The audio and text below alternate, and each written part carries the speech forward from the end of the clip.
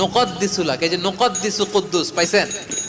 তারা বলেছিল আল্লাহ মানুষ কেন বানাবেন, মারামারি করবে, আমরাই তো ভালো, আমরাই আপনার মহিমা বর্ণনা করি, আমরাই আপনার পবিত্রতা বর্ণনা করি। নুকদ্দিসুলাক তার মানে আল কুদ্দুস।